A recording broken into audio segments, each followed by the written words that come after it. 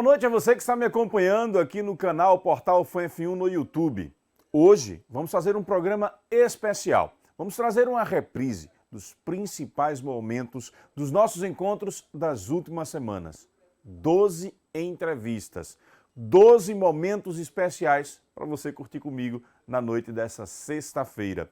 Lembrando a você que esse encontro aqui nosso ainda é provisório. Vem aí um novo projeto de jornalismo que tenho certeza que você vai se amarrar e vai trazer a sua audiência para mim de segunda a sexta-feira, sempre às 19 horas aqui no nosso canal Portal FANF1 no YouTube. Acompanhe comigo os melhores momentos de 12 entrevistas com 12 personagens, muito bacanas. Vamos nessa! Agora uma coisa me chamou a atenção na nota do presidente, na postagem do presidente Carlos Siqueira. Ele não fala em mudança no comando do PSB. Sim. Ou seja, me parece que deu um tempo para Valadares Filho pensar, fica ou não fica? O que é que você sentiu pela nota do Valadares Filho? Você acha que ele fica ou que ele sai do PSB? Eu acho que ele sai. Você está com a nota aberta? Estou aqui. Eu vou tentar aqui também abrir aqui para a gente dar uma linha no final da nota. Eu acho que foi muito bem posicionado, digamos assim. Ele é muito incisivo, né? Tem um textozinho aqui no final que ele... Isso. Deixa eu só achar...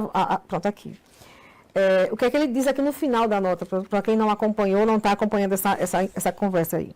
Ele diz o seguinte, no final da história ele diz o seguinte: diálogo político, para ser bom, tem que ser feito dentro de um ambiente de aceitação pacífica entre as partes, onde estejam presentes a coerência e o respeito ao legado histórico das lideranças envolvidas. Ou seja, pelo que está posto aqui, não houve nenhum diálogo. Eu fico com a sensação assim, olha, quando ele diz assim, diálogo, como você leu, né? Aceitação pacífica. Isso. Ou seja, eu sabia, sim, mas não aceitei. Sim. Não aceitei essa movimentação, está vindo sem a minha concordância. Sim, né? E sobretudo assumindo a presidência do partido. A presença do partido. Como você bem colocou aí, agora o Zezinho Sobral, vice-governador de Sergipe, vem para o partido como filiado, mas a tendência é que ele assuma. Não faria sentido ele sair do PDT para o PSB, sim, se não for para comandar. Sim, não teria uma justificativa plausível nesse momento, se é pensando, digamos que em 2026, sim, não teria justificativa plausível ele sair agora. Olha, encontrei um vácuo aqui, vou pegar o PSB. Né? Em termos de política, a movimentação do Valadares Filho para ir para a assessoria de Márcio traz a ele, coloca ele de volta no cenário, porque ele tem contato com todos os políticos de Sergipe, mas o PSB acabou ficando só com o vereador da capital, com Elber Batalha. Sim. Não tem mais o senador Valadares e não tem mais um deputado federal. Acho que o presidente do partido deve ter comprado alguma promessa que o Zezinho deve ter feito de fortalecimento do partido aqui. Sim, é provável que sim, verdade. Até porque o PSB já teve bons quadros políticos. Sim. Né? Teve participação muito forte nos parlamentos. Né? Eu lembro de Luciano Pimentel, por exemplo, na eleição passada. Pelo PSB. PSB, até a eleição passada foi eleito pelo PSB, né? Sim. O próprio Elber Batalha, como vereador, pai de Elber, pai de Elber Batalha filho, Elber Batalha pai e Elber Batalha filho. Então, assim, houve... e tem outros nomes, não vou lembrar agora. Danilo II foi vereador da capital pelo PSB. Pelo PSB, bem lembrado. Então, assim, havia uma capilaridade muito grande. Então, o partido foi se esvaziando naturalmente.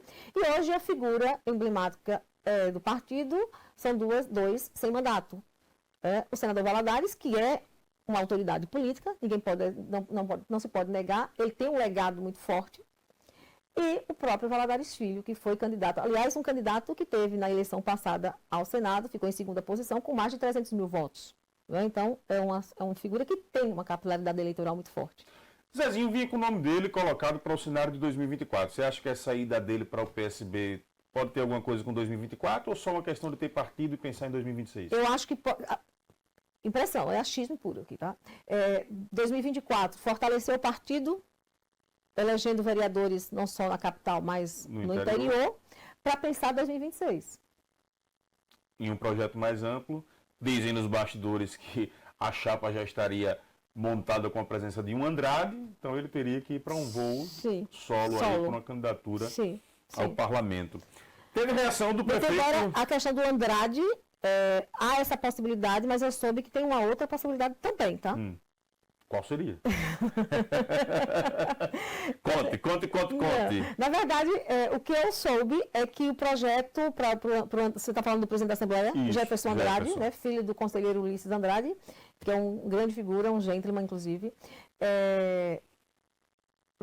Pelo que eu sei, está se trabalhando o nome do Jefferson Andrade como candidato a deputado federal nas próximas eleições. Nas eleições de 26. Isso foi o que eu soube, tá? Por uma fonte muito segura. Não seria vice, então? Não seria. Por uma fonte muito segura e muito próxima do deputado. Está vendo esse cenário para 2024 aí? Nós temos uma colocação de uma candidatura apoiada por Edivaldo, que deverá ter o apoio de Fábio Mitidieri, mas dentro do agrupamento outros nomes se movimentam, tem uma posição do Nitinho de não apoiar o candidato de Edivaldo e Andra se mobilizando por outro lado, nomes do próprio agrupamento se destacando nas pesquisas e tem a Emília Correia como principal nome da oposição. Esse, como dizia Antônio Oliveira, esse sarapatel de coruja, como é que você está vendo aí? Vai vencer, não adianta, política é somação. Na minha avaliação, política é grupo, né? A gente tem visto, por exemplo, Emília Correia, ela até fica um pouco chateada, incomodada quando se fala a gente isso. questiona, porque para que essa coisa de grupo, de composição? Você ter um grupo político não quer dizer que você está fazendo nada de errado, você está fazendo acordos escusos, você está fazendo negociatas, não. Você vai ter dentro de um agrupamento pessoas técnicas preparadas para te ajudar na gestão. Eu acho que a gestão pública eficiente tem que ser dessa forma, tem que ser uma somação de forças, entendeu? Que eu vejo já um fortalecimento no caso de Andra Moura. E Andra, claro, tem o pai, André Moura, que é uma liderança expressiva do nosso estado, apesar de não ter um mandato hoje eletivo, mas André continua com muita pujança no interior do estado, com muitos prefeitos, vice-prefeitos, vereadores, deputados estaduais, deputados federais, ele tem acesso, é secretário do Rio de Janeiro. É uma expressão que André tem, que eu reconheço que existe até eu vejo um certo preconceito, né, com o nome André Moura, a marca André Moura, que é uma marca aqui no estado, mas que é uma marca que vendeu o nosso estado, que trouxe muitos recursos para o nosso estado. Acho que um marketing bem trabalhado, precisa ter um marketing bem trabalhado nesse sentido para poder reverter esse cenário, né? A gente viu aí, por exemplo, Lula saiu de uma penitenciária e hoje é presidente da República. O marketing funcionou. Não quero dizer que a gente vai vencer eleições apenas com a força do marketing. Mas, por exemplo, no caso de André, a meu ver, acho que um bom trabalho de marketing conseguiria reverter muito do que é feito, do que é colocado, até de forma equivocada, fake news também, em relação ao nome dele. Mas Iandra tem aí posta com um grupo fortalecido. Tem vereadores aqui de Aracaju, da base do prefeito, que declaradamente estão com Iandra Moura já, entendeu? Isso isso fortalece. O nome de Catarina é um nome que não pode ser se deixar de levar em consideração. Mas ela precisa, a meu ver, falta a Catarina, o apoio do governador, sendo que o governador já tem um compromisso assumido com o prefeito de Aracaju. Então, acho que isso prejudica um pouco a Catarina. Já Daniele Garcia também precisa de um apoio do agrupamento, do governador, mas que muita gente acaba esquecendo. Daniele Garcia, ela hoje está num agrupamento que ela não fazia parte desse grupo, se associou ao governo, saiu da oposição. Você acha que foi um erro dela? Não. Acho que ela está procurando construir um projeto político próprio, né? Daniele Garcia foi muito questionada, eu me recordo, na campanha de 2020 para a prefeita de Aracaju, em que ela foi muito bem votada em Aracaju, teve no segundo turno algo em torno de 110 mil votos. Daniele Garcia, ela foi muito prejudicada naquele momento pelos posicionamentos do senador Alessandro. Ela era muito alinhada. A imagem ficava casada, né? Isso. Hoje eu vejo Daniele Garcia, ela talvez tenha uma relação de amizade ainda com o senador Alessandro, mas eu vejo um desprendimento. Ela tem vida própria, ela caminha com as próprias pernas. Eu digo em relação a esse posicionamento político dela. Ela Sim. se posiciona muito bem. Ela está numa secretaria que ela costuma dizer que está sem recurso, mas então ela tem feito um bom trabalho.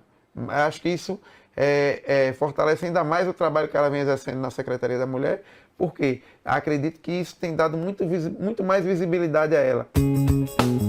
O estado da Bahia é o PT superando, inclusive, o marco do grupo ACM, né? É verdade. ACM, né? Rapaz, o PT na Bahia Grupo tá, Magalhães. o PT na Bahia está em vias de superar o PSDB paulistano naquela fase áurea deles, né? Então veja só. Mas voltemos para cá. Então, a presença do ACM Neto, eu acho que e ele preside o Instituto, que é um instituto que meio que faz as análises políticas do União Brasil, né?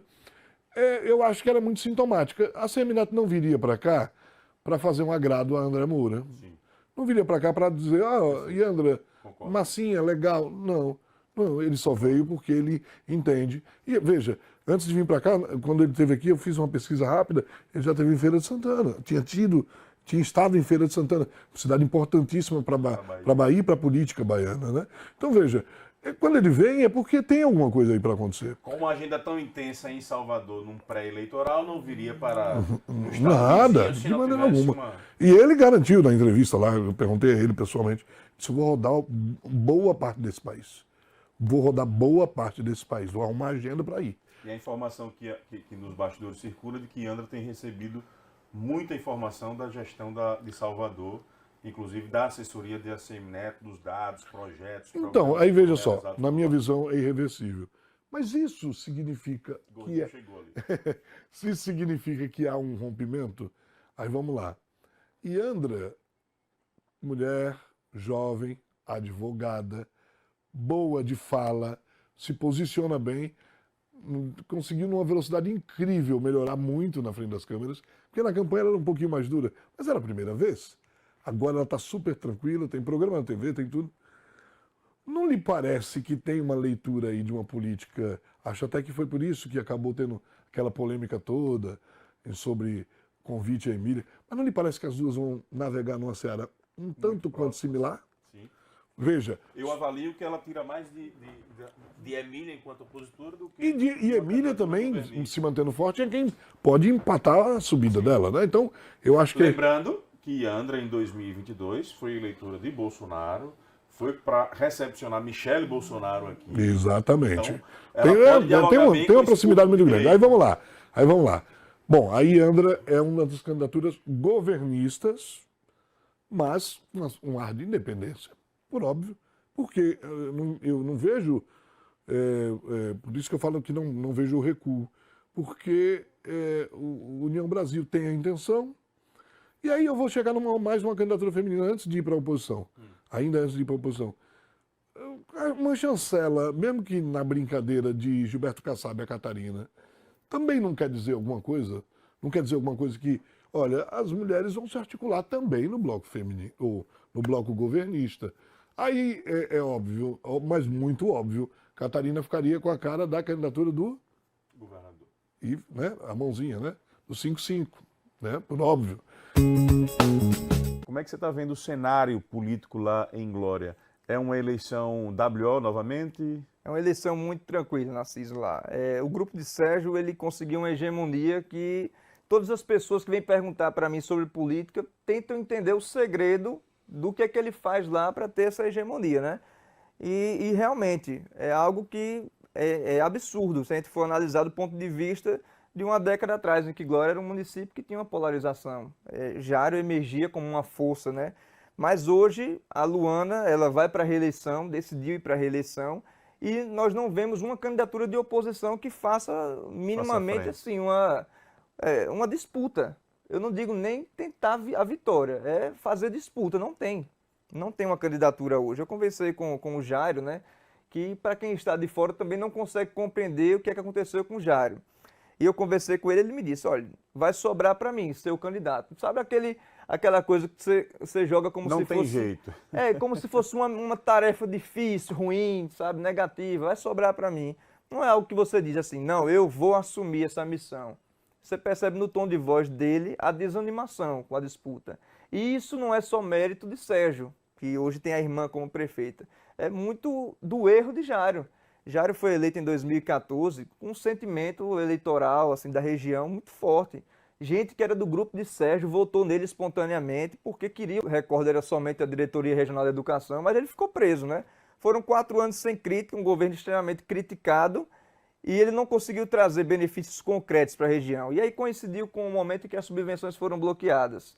Um cara que é eleito sob várias promessas de investimentos na região, então ele enfrentou essa crise. Foram 4 anos, foi para a reeleição, ficou como primeiro suplente. Todo mundo dizia, não, esse aí nasceu com muita sorte, porque o desgaste que ele tinha era para ter tido uma votação muito menor. Aí teve a graça de ser primeiro suplente e assumir por alguns meses entre 2018 e 2022. Mas desde então, o espólio eleitoral dele foi se reduzindo a pó. E aí não houve um nome de oposição que pudesse pegar esse espólio com muita tranquilidade, com uma construção política bacana. Não houve. E aí Sérgio, como uma pessoa muito habilidosa, politicamente que ele conseguiu colocar panos quentes, trazer todo mundo. Hoje praticamente não tem ninguém na oposição. Existe um vereador chamado Alex Pintado, que é oposição, e é uma voz única, que acaba ficando isolada, né? Inclusive ele se coloca como um possível pré-candidato, né? Então vai ficar entre Jairo e ele. Talvez estrategicamente ele até disputa pensando em se tornar uma liderança lá na frente. É isso Agora, que eu vislumbro também, porque para essa eleição está muito difícil. Uma coisa que a gente observa de Glória, se eu estiver errado você me corrija. Tranquilo. Mas eu percebo que na movimentação que ele fez ao longo da sua história, Chico se tornou maior do que o PT. Chico ele começa uma militância, né, no PT lá na região, depois ele constrói uma aliança com o Serginho, se torna prefeito, se reelege e agora é deputado estadual. E a gente observa ele muito bem alinhado com o governo do estado, votando nas pautas do governo, me parecendo um membro da base, porque o Serginho, que é o líder político da região, é aliado do governador Fábio Mitidieri. E a sensação que eu tenho é que não foi, a campanha de Chico não foi aquela campanha de vitória do PT, mas da estrutura desse agrupamento que deu a ele um mandato como estadual. Então ele hoje é muito mais preso a Serginho, enquanto liderança política, do que a sua trajetória dentro do PT. É isso, Narciso. Eu não diria que ele se tornou maior que o PT, mas ele se deslocou completamente. Ele não é um nome hoje visto como petista. Você não sabe qual a tendência que ele milita. Ele faz parte dentro do partido. Eu creio que ele nem milite em tendências partidárias. E eu digo para todo petista que conversa comigo sobre isso, que para mim não é surpresa as posições de Chico. Ele sempre foi dessa maneira, muito cordial enquanto oposição. Hoje, na Assembleia, é muito mais do que quando foi vereador. O vereador era um pouco mais ácido, né? Mas não é surpresa para mim, primeiro, porque ele foi eleito nessa conjuntura, ele não se vê como um deputado petista, ele não teve um apoio, assim, grande em termos de agrupamento militante, de gente do PT à sua candidatura, e ele se vê como um deputado regional. Ele se comporta muito mais como um deputado distrital do que um deputado estadual. E aí, nesse contexto, o que ele faz? Ele vai atender a região. E ele analisa dessa forma, ele analisa que, estando ligado ao grupo de Fábio, o grupo de Sérgio, será mais fácil para ele atender essas pautas. Eu, particularmente, acho um erro muito grande. Dificilmente ele vai conseguir algo para a região em que o governador vai dizer assim, estou trazendo isso aqui em parceria com o deputado Chico. Eu não acho que haja essa confiança ao ponto de acontecer isso. E acho que ele tende a se deslocar ainda mais do PT e não sei se para ele é tão positivo que ele esteja totalmente afastado, porque parece que existe uma maldição, Narciso. Quem é da esquerda e em algum momento militou no PT, foi candidato, foi exercer algum cargo, quando ele se afasta e vai principalmente para a direita, ele fica meio manchado. Meio deslocado. Muita gente às vezes não entende o que é um orçamento público, né? Para que a gente possa detalhar para os nossos internautas. Todo orçamento ele tem dotações, né, rubricas, direcionando para onde aquele recurso vai. A lei permite que o remanejamento, né? E aí você tem os percentuais. As câmaras de vereadores aprovam o orçamento do ano seguinte, permitindo ali um percentual. Aqui em Aracaju era de 40%. Vereadores diminuíram para 5%, ou seja, apenas 5% pode ser remanejado, tirado de um local para colocar no outro. E às vezes não é nem dinheiro, às vezes é só a especificação do valor de estimativa de gasto daquela determinada despesa, daquele determinado serviço público ou daquele determinado investimento. Em Aracaju, reduzido para 5%. Como é que você avalia esse cenário? Derrota do prefeito Edivaldo Nogueira, movimentação de 2024, como é que você observa isso? Tudo isso junto, é uma retaliação dos vereadores, mais uma, né? contra o Poder Executivo Municipal, contra o prefeito Edivaldo Nogueira. Há um descontentamento grande que vem lá de trás, desde a eleição em que foi eleito o presidente, né, o Ricardo Vasconcelos, que não era o candidato que o prefeito, a chapa queria, né, era outro. Então ele já começou nessa nova legislatura, né, já com amargando essa derrota aí. E essa é mais uma, mais uma retaliação dos vereadores contra o prefeito. E que tende a aumentar nesse período que a gente está aí a menos de um ano das eleições, né?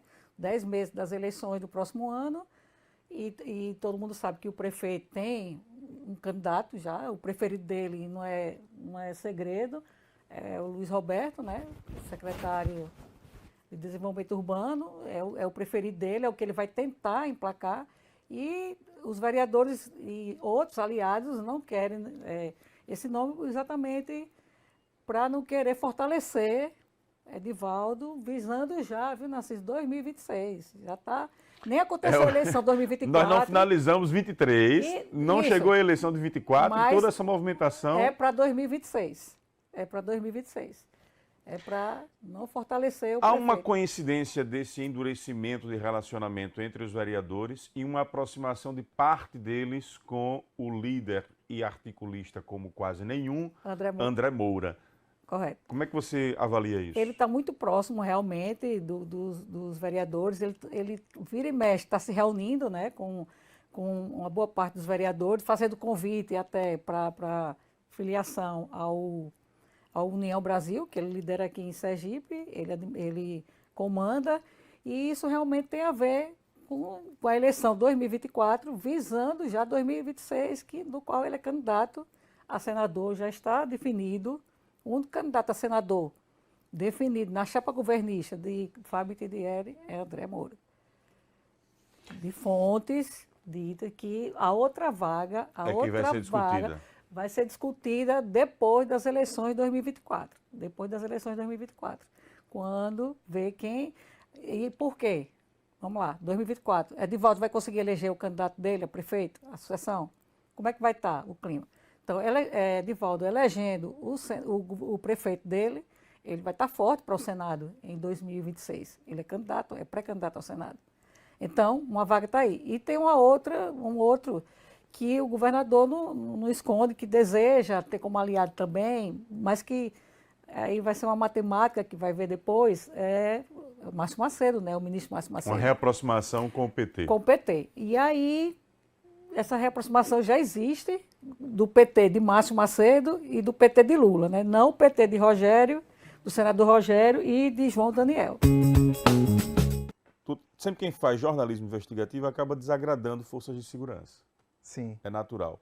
Como é que foi ao longo desse tempo lidar com isso? Teve algum momento em que você teve algum receio, algum medo? Recebeu ameaças ou algo do tipo? Não. Ameaças em si, eu nunca recebi. Não assim claramente. Mas receio de bandido mesmo. Teve bandido que veio aqui na FAM, inclusive, quando eu já estava aqui, né? Sim. Me encontrar aqui. Mas eu nunca tive medo de ameaças assim veladas, não. A gente desagrada a questão aí da Secretaria de Segurança Pública, por exemplo, que de vez em quando a gente tem uns arranca-rabos, mas assim, sempre... Lucas Rosário, que o diga. Lucas Rosário, sempre a gente virou a página, porque a gente tinha que arrancar rabo na próxima pauta. E o bacana é que, assim, o Lucas, ele faz aquele... Ele, claro, no papel dele, de assessor, né, defender a instituição, preservar de determinadas situações, mas passou aquela situação ali momentânea, ele já está numa relação tranquila, muito legal com a gente, né? Sim. O Lucas supera rápido, sabe separar o profissional do pessoal numa rapidez muito grande. Produção separou aqui algumas pautas históricas que você fez. Como é que é o caso da chacina do hotel abandonado na Orla? Esse daí foi um dos casos que eu gostei muito de fazer, porque eu acho que... Inclusive tem uma matéria especial aqui no nosso canal, né? Tem uma matéria especial. Acho que a produção vai colocar, enquanto o Diego fala, pode colocando um pouco das imagens dessa matéria. Tem uma matéria especial que eu fiz aqui, foi relembrando o caso e contando como estava agora, depois desses anos aí do que aconteceu ali. E aí, essa matéria do hotel abandonado, a gente fez até um infográfico, foi capa do jornal Se Informe. Nós estamos falando de que ano aí, Diego? acho que foi 2017. 2017. Deixa eu ver. Foi 2017. E aí nós trouxemos aí, eles vão colocar aí, a produção vai colocar um infográfico. Como foi que essa pauta do hotel abandonado, ela aconteceu no mês de dezembro, acho que ali dia 17 de dezembro, Quase 18, final do ano. por aí, quase final de ano. E quando foi, eu sempre tive, não sei se sorte, mas sempre alguém veio me dizer alguma coisa. Foi por isso que acho que essa questão do Sinfor me ajudava por isso. Sempre alguém vinha me dizer alguma coisa. E aí eu me lembro que lá o crime acho que foi perto entre 14 e 20 de dezembro. E aí eu fui na Orla, em um restaurante na Orla, e a menina, a atendente, ela me disse assim: Diego, você viu a chacina aqui do hotel abandonado? Eu fiz, vi. Aí ela fez, rapaz, estão dizendo que foi Vaquinha. Aí eu fiz, Vaquinha? Vaquinha era um traficante ali que comandava o tráfico na Coroa do Meio. E ela disse, então foi Vaquinha, foi Vaquinha. Aí eu fiz, e onde é que Vaquinha mora? Aí ela disse, ali no largo, era um largo que tinha ali por dentro daquelas ruas da Coroa do Meio. Ela me disse isso A à Coroa do noite. Meio já urbanizada como está hoje? Já Já, era urbanizada. já. Porque tem a Coroa do Meio ali, aquela parte mais periférica. Ali é a L3, por ali. E ela me disse mais ou menos onde era que o Vaquinha morava, e eu decidi escrever uma carta pro Vaquinha. Escrevi uma carta dizendo que eu precisava falar com ele sobre a chacina do hotel abandonado da Orla. E aí escrevi a carta, peguei meu carro. Em algumas pausas, a grande maioria, eu ia com o meu carro. Eu não ia muito com... Raramente eu ia com o carro do jornal. E aí eu peguei meu carro e fui lá onde a atendente lá do restaurante falou.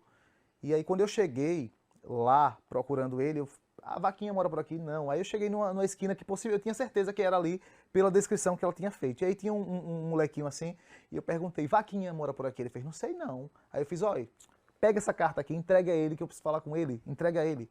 E aí entreguei a carta de manhã, quando foi umas 3 da tarde, isso antes do final do ano, aí eu recebi uma ligação do advogado do Vaquinha, dizendo, você procurou meu cliente, pra quê? Eu disse, não, é sobre a chacina da Orla, do hotel abandonado. Ele disse, mas ele tem um álibi. Ele tem um álibi e não foi ele não. Aí eu disse, tá. Aí ele falou, mas você pode ir no meu escritório? Eu disse, posso. Aí fui no escritório do advogado, ali perto do Colégio de Purificação, lá no Deixou Sampaio. Fui lá, cheguei lá, ele começou a me explicar que o Vaquinha naquele momento tinha colocado, estava no Detran, botou a biometria e tudo, e que ele não tinha nada a ver. Mas aí ele fez, mas ele tá chegando aqui. Aí o Vaquinha chegou lá no escritório na hora que eu tava lá. Aí o Vaquinha chegou, Medo? já chegou. Não. Tranquilidade. Tranquilidade. Ele chegou, aí eu fiz, é você que deixou a carta? Foi, porque me disseram que você está envolvido na chacina. Aí ele disse, não. Quem matou quem está envolvido é Jorge Wellington. Foi isso que ele me disse. E aí eu questionei Jorge Wellington do Parque dos Faróis, porque acho que uns 2 meses antes, Jorge Wellington tinha me concedido uma entrevista. Jorge Wellington também está morto. Vaquinha está morto, Jorge Wellington também. E Jorge Wellington me concedido uma entrevista, foi uma capa do jornal Se Informe também. A capa tem uma foto que ilustrou, foi o Jorge Wellington com uma camisa só mostrando os olhos aqui. E era uma briga de facção, era Morro dos Macacos versus Morro do Itacanema. E aí o Jorge Wellington me deu essa entrevista, falando dessa guerra de facção. Estava uma matança muito grande no Parque dos Faróis. E aí ele já tinha me concedido. Aí eu questionei ao Vaquinha, Jorge Wellington do Parque dos Faróis, ele mesmo.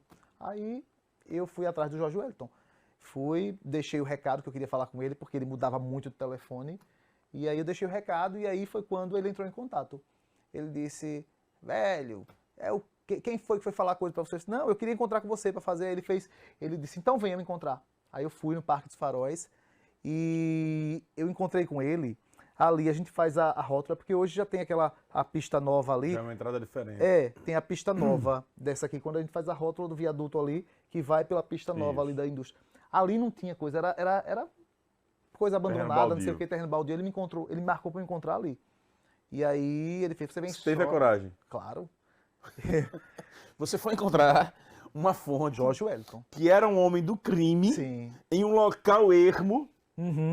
Pela pauta. E eu fui ciente, porque ele disse, se a polícia chegar, você morre. Caramba! Mas ninguém sabia, não tinha como vazar. Não tinha como... Você não tinha medo de estar de repente em um grampo? Até Por um porque seria uma tempo- ação legal. Mas por um tempo eu achei até que tava. estava grampeado, foi. Mas eu não tinha receio, né? Eu acho que eu era mais inocente. Ele disse, venha, e se a polícia chegar, você morre. Aí eu fui. Encontrei com ele lá, era um terreno abandonado. Encontrei com ele, e aí ele já foi logo me dizendo, pronto, você quer saber o quê? Eu fiz do hotel abandonado da Orla. Aí ele fez, já vou lhe dizer logo, não matei todo mundo, matei 2. Ele já foi logo dizendo, não matei todo mundo, matei 2. Eu, tá aí, como foi? Aí ele foi me contando, detalhando, e aí tá o infográfico aí que a gente fez, inclusive mostra a foto do Jorge Wellington, o infográfico, e aí mostra uma setinha, uma arma, os 2 aqui que morreram, o Cássio e o Bango, que ele matou. E quem seria o autor dos outros 3? Então, o Cássio e o Bango, ele matou. Certo. Mas, na verdade, o Cássio e o Bango foram lá, era uma briga de território do tráfico. E aí foi isso que aconteceu ali na chacina. Nesse hotel. O Cássio Bango matou ele. Jorge Wellington encontrou o Cássio Bango já descendo lá de cima do local do crime, do hotel. Cássio e Bango, então, mataram outras pessoas. Mataram Galego, mataram Nathalie e mataram Rubinho. Rubinho, Quantos ele não mortos tinha no nada a total? ver. Foram 5. 5. Mas Rubinho, ele não tinha nada a ver. O Rubinho, ele era um morador de rua que dormia lá.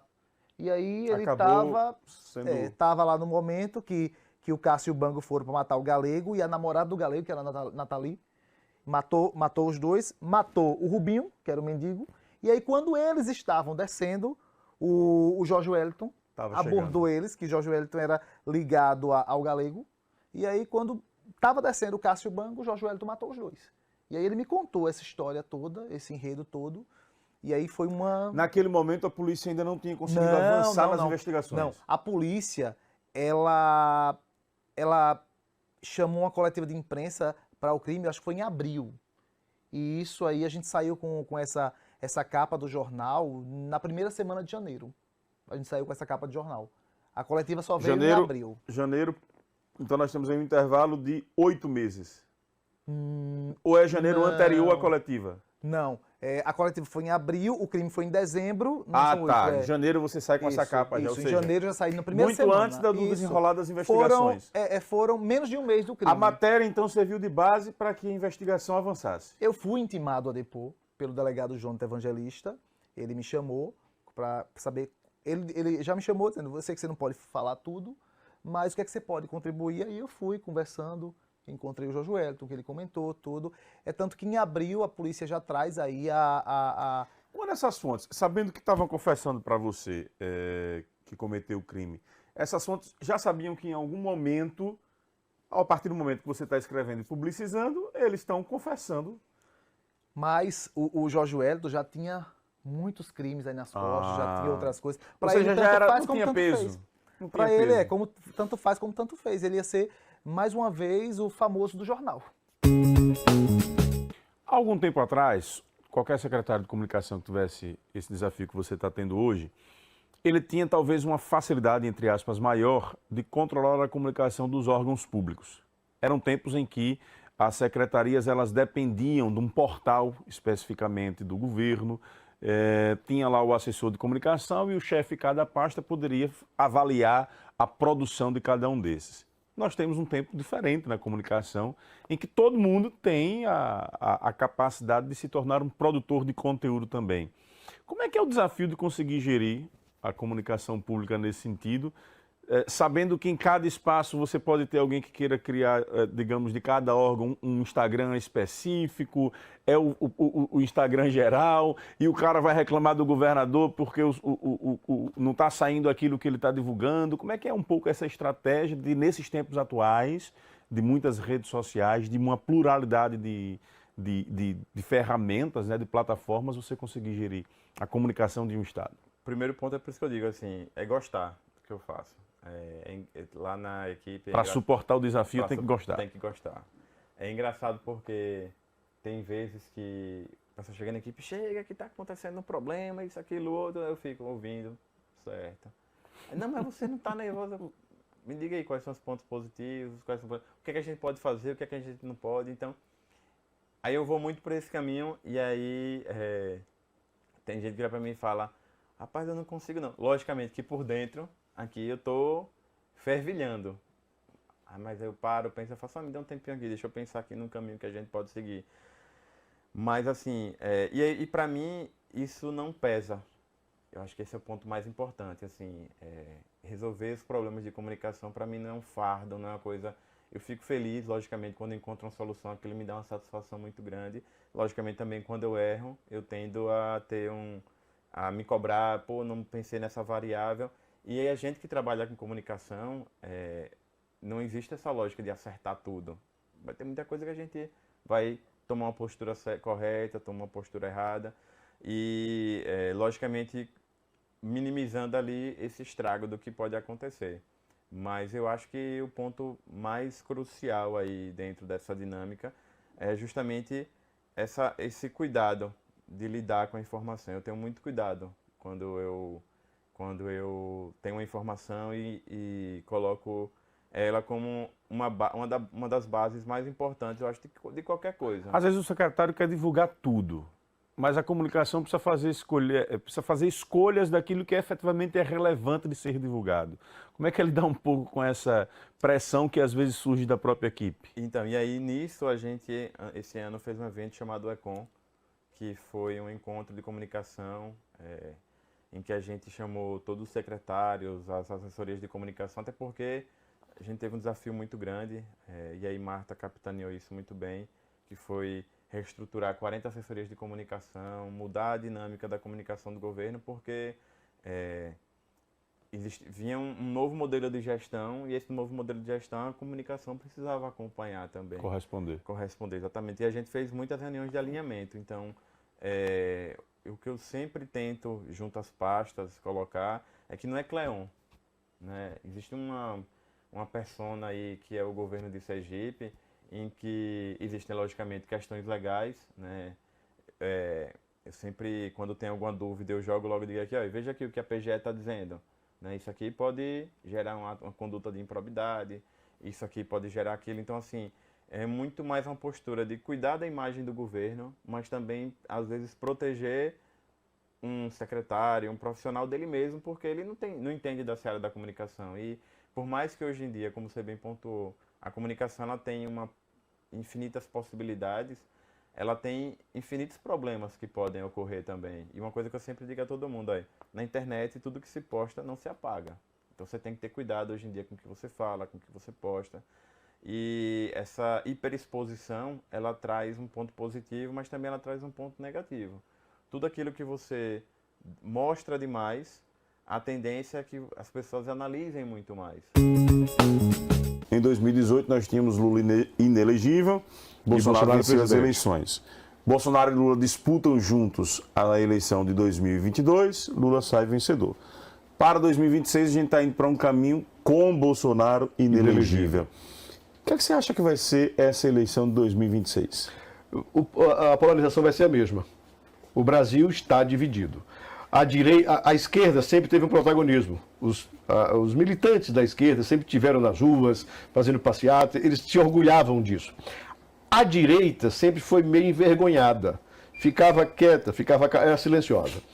Precisou surgir o fenômeno Bolsonaro, né, sem papa na língua, com aquele jeitão dele, para começar a despertar o orgulho. Hoje as pessoas têm orgulho de dizer eu sou de direita. Era meio silencioso. Hoje não, hoje está bem polarizado. E ficou muito claro nas eleições. Né? 2018 isso aconteceu, o PT ainda muito ferido, porque Lula estava preso, e o Bolsonaro foi uma avalanche. Né? Eu lembro que 6 meses antes da eleição eu conversava com empresários e as pessoas estavam procurando um candidato. Falava no Partido Novo, falava em PSDB e tal. E só quem falava, na minha família, por exemplo, só quem falava em Bolsonaro era um irmão meu. Eu defendia sempre a esquerda, Ciro Gomes ou o próprio Haddad. E esse irmão meu dizia, é Bolsonaro, é capitão, ele é militar, é Bolsonaro, é o capitão, é o capitão. E alguns amigos, familiares até empresários, ficavam meio que se estranhando, né? Daqui a pouco eu começo a ver o movimento pendendo para Bolsonaro. Eu digo, já foi. E aí polarizou, Bolsonaro ganha a eleição, diferença de voto para o Haddad. E aí vem 2022. Lula consegue na justiça provar e sair, né, da prisão, tornar-se elegível, aí a turma começa a dizer que nada, foi o STF que elegeu o Lula, foi o TSE, eles precisam definir quem foi que elegeu. Né? Se foi STF, TSE, as urnas eletrônicas, isso são coisas que vão sendo colocadas e espalhadas. O fato é, nós temos um Brasil completamente dividido. Metade, metade. Eu não diria nem metade, metade, eu diria o seguinte, num gráfico. Você acha que Lula conseguiu conquistar parte do eleitorado de Bolsonaro já com algumas medidas do governo? Não. Ah, e esse é o grande desafio. E tem uma responsabilidade, a comunicação do governo federal. A comunicação do governo federal é horrível. E a comunicação do PT é pior ainda. Porque eles não... o governo federal, na comunicação, ainda está no modo analógico. Os caras não reagem. Hoje olha a fã.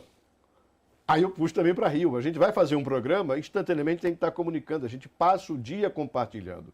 Você tem uma equipe fantástica, que você pega os cortes, sai espalhando, eu pego também. O PT não. O PT, para responder a alguma crítica, precisa de uma reunião, para discutir a reunião, para quando vai fazer a reunião, para a reunião de 15 dias. Imagine o que é isso. Para ter uma decisão. Para ter uma decisão. O governo federal toma medidas, o presidente Lula faz anúncios importantes. Você sabe quando é que os brasileiros ficam sabendo? Nunca. E aí é fácil você identificar. Olha os engajamentos nas redes sociais. O presidente Lula fez um pronunciamento. Eu tenho observado que eles têm utilizado muito o YouTube para algumas transmissões, o Instagram para transmissões ao vivo, mas depois que a transmissão ao vivo acontece, acaba. Não tem algo que é muito instantâneo ali. Não tem os cortes. Exatamente. E tem outra coisa. E aí o Carlos Bolsonaro, o cara critica, ele foi muito inteligente. Muito inteligente. Olha, você pega um influencer de direita e legalmente, você manda lá um recurso para divulgar uma ação do governo federal. Legal. O camarada vai lá, recebe e divulgou. Num dia. Você sabe o que é que esse influencer fica fazendo nos outros 6 dias da semana? Reproduzir material de Bolsonaro. O tempo inteiro, 24 horas. Os seguidores acompanhavam. O governo do PT faz isso? Não. Faz aquele institucional, coloca na TV e nada acontece. Esse é um problema grave. Em função disso, o país... Você acha que o Bolsonaro está ainda muito forte em 2026? Muito Mas você acha forte. que ele consegue reverter? A ou você inelegibilidade acha não. Não consegue reverter a inelegibilidade. Você apontaria hoje um nome favorito para ser o... Fala-se em Tarcísio. Eu não sei se ele vai desistir de São Paulo para ser candidato a presidente. Alguns outros fizeram isso. O Dória fez isso e arrebentou-se. Eu não sei se Tarcísio fará isso. A Maria Tereza, ministra da Agricultura de Bolsonaro, é um nome que precisa ser observado. Depois dessa história toda de superação, de busca dos seus caminhos, como é que você chega à comunicação? Aí eu chego à comunicação através dessa festa, que eu fui em Umbaúba. E eu encontrei à época o ex-deputado Mundinho da Comasa. Eu não conhecia ele. Mas eu sempre fui um cara ativo, sabe? Aquele cara que vivia procurando alguém que você pudesse se apegar e mudar o rumo, a história da sua vida. E aí um colega meu perguntou, só o ex-deputado Mundinho está ali, conhece ele? Eu desconheço, nunca tinha visto. Sabia quem era, eu não sabia nem o que era deputado, a realidade é essa. Essa palavra, eu não sabia o sentido dela.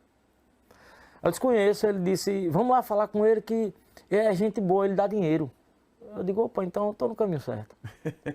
Aí fui lá, lembro como se fosse hoje. Quando chegou lá, o cara sempre extrovertido, alegre, disse, esse menininho aí, o cara disse, rapaz, é daqui, é uma pessoa boa. Esse menininho, quando ele falou aí, já estava com seus 16 anos, por aí. Aí ele disse, pronto, rapaz, olha, vamos andar aqui, vem aqui, vamos andar aqui comigo. Toma aqui esse dinheiro. Na época ele me deu um dinheiro, botou no meu bolso, me deu não, colocou no meu bolso, que eu nunca tinha ouvido falar na vida. Botou R$150, eu não sabia nem contar. Aquele dinheiro, aquele montante. Aí ele disse, olha, o lugar que eu andar aqui, o pessoal pedir cerveja aí, você vai contando e ao final você pague. Eu paguei. Quando terminou ali a festa, ele disse, ainda tem dinheiro aí? Eu disse, eu tenho aqui ainda R$50. Ele disse, é isso mesmo, já percebi que você é direito. Aí ele me deu mais R$30 e disse, ó, domingo vai ter uma festa lá em minha residência. Você vai para lá. Sabe onde era? Eu digo, sei. Não sabia. Não sabia. Não sabia. Aí, Pela forma como você respondeu, eu já imaginei que fosse eu isso. digo, sei. Quando eu cheguei em casa, um tempão fora de casa, cheguei um dia com 10 conto. Foi o dinheiro que eu fui pra festa, com 10 conto. 10 conto naquele tempo era um dinheirinho, vamos supor que fosse R$100 hoje. Pelo valor da moeda. né? Pelo valor da moeda. Aí cheguei em casa com R$100 no bolso. Minha mãe disse, meu filho, foi o que aconteceu. Você chega com essa dinheirama em casa de minha mãe. Encontrei um homem aí na festa e ele disse que é um Você deputado. já tinha voltado a morar com ela? Não, eu fui visitar, eu fui só pra certo, festa. perfeito, perfeito. Disse que é um deputado. Aí me disse, meu filho, o que é que você está fazendo? Eu digo, não, minha mãe, pode acreditar, não tem coisa errada não. Foi um deputado que me deu aí. Aí ela foi e perguntou à vizinha. A vizinha disse, não, tem esse deputado de Itabaianinha, ele é muito gente boa. Minha mãe tem mais, ele mandou ir para casa dele. Aí eu estava à toa mesmo, peguei o carro, no domingo desci para lá. Peguei o ônibus naquele tempo da antiga Rota Sul. Sim. Aí desci para lá. Quando cheguei lá, onde ele disse, em frente ao ginásio de esporte Itabaianinha, você vai parar. Minha casa é em frente. Quando eu desci, rapaz, já estava aquele mundo de gente, ele estava lá. Eu digo, esse homem vai me conhecer nada. Eu digo, o homem é rico, vai para casa do homem e desci. Eu desci que ele botou o olho em mim, ele disse, vem para cá, trouxe roupa, eu digo, trouxe. E aí agora eu já fui servir mesa, cerveja, churrasco, assar churrasco, proativo. Quando terminou o dia, ele disse, você vai dormir aqui com a gente, tem problema, eu cá comigo. Eu digo, tá, eu vivo no mundo, qual é o problema que tem? Eu digo, não, vamos dormir aqui. Quer que ligue para sua mãe? Eu digo, não tem telefone não, pode deixar, eu fico aqui mesmo. E aí fui vivendo ali com ele. Certa feita uma festa, ele disse, rapaz, não tem locutor aí, vamos botar quem? Você faz aí? Eu digo, faço. Aí comecei a desenrolar lá, uma cavalgada, puxar verso e tal, e inventando. Você vem de familiares que você me disse, no início que eram aboiadores. Aboiadores. E eu tinha um sonho, o meu sonho na vida era de ser cantor. Era dois, ou cantor ou jogador de futebol. Perna de pau, você se convenceu que é... Esse aí eu me consagrei. Esse aí eu me consagrei no amador. Não deu para concluir o sonho, que era ganhar dinheiro, né? Ter uma vida bem estável, mas como amador... E aí eu ficava cantando com meu irmão, quando botou o microfone em minha mão foi fácil. Aí passando essa fase, vem um colega chamado Flávio Souza, não sei se você conhece, radialista também, cara que, com todo respeito aos colegas comunicadores, eu acho que para o que ele faz, que ele se especializou, que é vinhetas, eu acho que é perfeito. Cara que eu tenho muito respeito por ele, gosto muito, gratidão também. Foi apresentar um programa no emissora, ele disse, rapaz, eu estou precisando de um repórter para fazer externa. Eu vou lhe dar aqui as técnicas e eu já vi... Nós estamos falando de que cidade aí? Aí agora nós estamos falando de Tomar de Jeru. Tomar de Jeru. É uma rádio comunitária. Ele disse, eu vou lhe dar as técnicas aqui, eu já vi que você tem a desenvoltura. Topa? Eu digo, é com nós. Coragem, não faltava, não sobrava. Tinha criado no mundo, rodado, um chutando hoje, outro tangendo amanhã. Eu digo, vamos. Aí cheguei na cidade de Tomar de Jeru, no primeiro dia de entrevista, arrumei uma polêmica, que era na saúde. Aí eu fui lá no posto médico, para você ficar famoso, eu digo, eu já sei o que é que eu fosse, vou esculambar logo o prefeito. Fui. Aí eu botei logo como estratégia, eu digo, eu podia ganhar fotos aqui. Essa foi boa. Eu digo, eu vou esculhambar logo o prefeito. Arrumar logo uma confusão aqui. Mas você não sabe da maior. Essa história você já me contou naquele dia do jantar, mas eu quero que os nossos telespectadores... Aí cheguei lá, meu amigo, desci o cacete no prefeito, pá, tal, e ele tentando me cortar no ar, e o cacete, ele tentando frear. O colega dizendo, rapaz, pelo amor de Deus, você tá me complicando. E eu pau, aí o povo começou tinha um monte de gente, começou a me aplaudir. Quanto mais o povo aplaudia, eu me empolgava. Foi se empolgando. Oxente, foi pior do que aquele repórter, quando ele pega e diz, hoje eu vou torar o âncora. Aí botei com força. Quando terminou, quando eu dei uma brecha que ele entrou, eu não voltei mais. Era para eu concluir, eu não voltei mais. Aí ele disse, pronto, agora o repórter Cléo Menezes vai voltar aqui para a emissora, porque tem uma outra reportagem, você tem que ir na delegacia pegar o plantão de 24 horas. Eu disse, já vou direto. Ele, não, passa na emissora. Quando eu cheguei na emissora, ele disse, homem, essa rádio aqui... tá na mão do prefeito, é do prefeito. Aí você me quebra todinho. O que eu tô recebendo de ligação aqui enquanto você tá no ar, eu digo, puta merda, nem comecei, já fui demitido. Deu tempo nem de estágio probatório de pelo menos 24 horas. Isso, e aí, quando terminou o programa, a casa que ele tomava café era na casa do prefeito. E, teoricamente, eu teria que ir também. Quando chegou lá, ele disse, agora vamos lá com o homem que ele conhecer lá. Eu digo, vamos. Chegou lá, que sentamos para tomar café. Aí começamos a falar lá, tá, e eu sem saber que era o prefeito. Aí já estava na mesa, né? Mas eu vi lá um monte de gente, começando a falar, eu digo, rapaz, eu cheguei lá, o povo começou a pedir, eu desci no cacete no prefeito. Aí tá, ele disse, e qual é o seu pensamento? Eu digo, ele já está aqui. Aí um disse, não, tá ainda não. Eu digo, rapaz, o povo tá certo. Eu digo, eu vou ter que me redimir, o povo tá certo. Ele disse, mas o prefeito sou eu. Eu digo, vige, minha Nossa Senhora.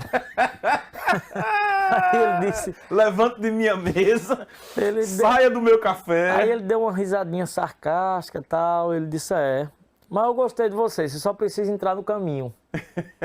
Entrar no caminho passe a me elogiar, por favor, entenda. Você só precisa entrar no caminho. Pautas que envolvem sentimentos. Essas mexem comigo. Perdeu, em que momento da sua trajetória assim você disse, tô um pouco me ligando que se eu chorar, se eu não chorar, eu vou ser eu mesma e na hora que vier a emoção, eu vou deixar a emoção transbordar mesmo. Teve algum momento em que alguém... Não faça assim, segure mais, tal. Não, nunca ninguém sempre chegou... deu essa liberdade de você. Porque como o rádio é o ao vivo, né? Então fica difícil conter. Sim. Ou que alguém chega assim, Magda, hoje pela manhã assim. com aquele depoimento do pai, então... Meu Deus. Sim, então são coisas assim que não tem como, gente. Não tem como não se envolver. E você vê isso até de outros profissionais, até fora, que são obrigados, assim, de alguma forma, né, ficar mais sérios. Hoje isso começa a quebrar. Você vê pela expressão. Você vê uma expressão de um William Bonner ou de um outro, sabe? Sim. De uma Renata, que na hora, de uma Maju. Gente, são coisas que transcendem. Então, de alguma forma, e o corpo fala, você expressa. E assim, fica difícil conter. Eu confesso que tem horas que eu digo, não vou conseguir falar. Sabe, e aí é nessa hora, tipo assim, do tipo, socorro. Alguém me ajuda. Fale, siga, Narciso, siga aí, enquanto eu respiro um pouco, sabe? Porque a emoção acaba tomando conta e fica difícil conter. Algum episódio triste da sua trajetória, você lembra? Teve. Uma reportagem que eu fiz de um bebê que tinha desaparecido, né? E nós fizemos a matéria, eu acompanhando e todo mundo as buscas e depois jogaram esse bebê no rio, mataram. Foi muito triste e aí eu fiquei acompanhando o tempo inteiro e aí logo o pessoal do IML, chega, parece que encontraram um corpo e era do bebê. E uma outra que eu estava fazendo uma matéria de rua, ali no Pousada Verde, eu ouço um estampido, era um tiro, eu estava na Atalaia, isso ainda é na Atalaia, o motorista, o Mário, que era fiel escudeiro, e o Mário, chega, tiro, vamos correr para um lado. E aí eu disse, não, vamos correr para cá, vamos procurar saber. E quando eu simplesmente corri, encontrei uma mulher no chão. Ou seja, o ex-marido que tinha assassinado. Eu saí correndo para lá. E aí o filho veio. Eu cheguei logo em seguida. Cheguei enquanto ainda as pessoas estavam atônitas. Porque era muito cedo, era 6 e pouco da manhã. Né? E aí eu, desesperada, e aí veio o filho, minha mãe, e ela já estava morta. Foi uma cena terrível, o carro fugindo. Sabe, você vê toda aquela cena e eu gritava para entrar no ar, Fábio, me chama, Fábio, era Júnior, o produtor. E na época a gente tinha um link direto, aí abri o microfone e eu desesperada, relatando o fato, enfim, aí polícia mobilizada, chega e as características do carro e ela, enfim, aí veio todo mundo. Foi uma cena muito triste. Muito triste. Muito triste. Ver praticamente um crime na sua... Eu aí lhe pergunto, tentando sair um pouco da sua trajetória para pegar um pouco sua visão de mundo. 2024, desse processo eleitoral, você que já viveu a cobertura de outras eleições, o que é que você acha que vai ser fundamental? Responsabilidade e de se colocar presente. A gente vê que tem um movimento de muitos nomes aparecendo, digo, principalmente aqui para Aracaju, mas é se colocar ainda mais. Eu acho que não se colocar já como candidato, a gente sabe que tem um cronograma, um processo eleitoral que ele deve ser respeitado, mas de que se tem alguma pauta de que ela merece ser levantada, levante ela agora desde o início, se mostre presente. Eu gostaria de ver mais candidatos jovens aparecendo, essa é a verdade. Você tem um pouco esse desejo no coração? De sair um pouco do campo profissional e ir para uma atuação político-partidária? Não pretendo. Não. Não pretendo. Eu acho que eu tenho muito a construir ainda nesse espaço de observar essa movimentação e unir isso com o cotidiano e talvez trazer uma perspectiva nova e um olhar novo. Uma direção. Cobertura, você já falou da questão da editoria de cidadania, do social, que é o que lhe impacta mais. Mas você já percebeu que nós temos um vácuo no jornalismo político sergipano? Já percebi, digo, da minha geração, né? Porque eu tenho referências muito grandes, assim, de Eu digo vácuo, perdão, político. deixa eu complementar. Um vácuo de profissionais de gênero feminino. Sim.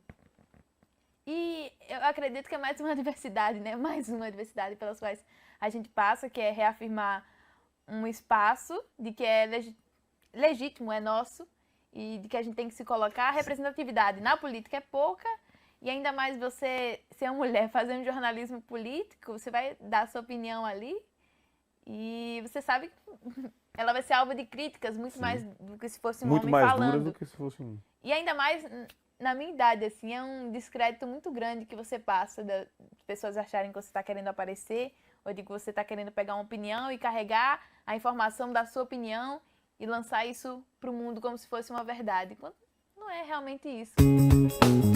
Como é que surge essa definição da comunicação, do jornalismo?